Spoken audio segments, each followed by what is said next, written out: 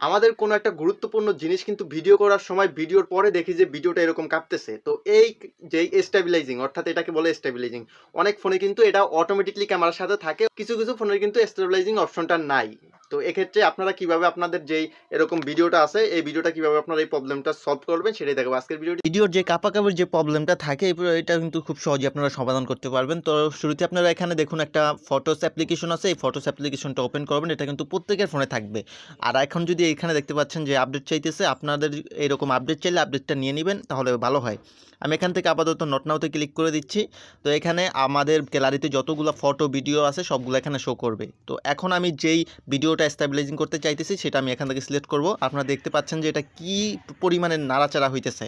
তো এখান থেকে আমি এটা স্টপ করব, নিচের দিকে চলে আসবে। এখানে দেখুন এডিট অপশন রয়েছে, জাস্ট এডিট অপশনে একটা ক্লিক করব। এখান থেকে কিছুক্ষণ লোড নেবে।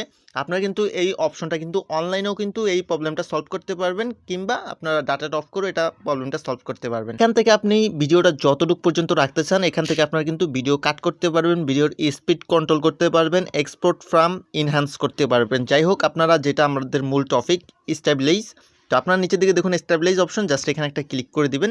তো এখানে কিন্তু কিছুক্ষণ লোড নেবে। আমি ভিডিওটা লং করব না, তাই এখান থেকে আমি স্কিপ করলাম। দেখুন আমাদের কিন্তু কাজটা হয়ে গেছে। আমি যদি এখান থেকে এখন প্লে করি, দেখতে পাচ্ছেন যে এখানে কিন্তু আমাদের এটা অতিরিক্ত নড়াচড়া করতে আগে এখন কিন্তু একেবারে স্থির রয়েছে। আপনাদেরটা কিন্তু আরও স্থির থাকবে, নেট কানেকশনটা রেখে নেবেন।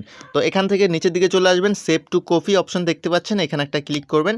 এখানে ক্লিক করার সাথে সাথে কিন্তু কিছুক্ষণ লোড নেওয়ার সাথে সাথে আমাদের গ্যালারিতে কিন্তু আমাদের ভিডিওটা এক্সপোর্ট হয়ে যাবে। ভিডিওটি অবশ্যই সবাইকে দেখার সুযোগ করে দিবেন, শেয়ার করে, আর অবশ্যই লাইক করে দিবেন।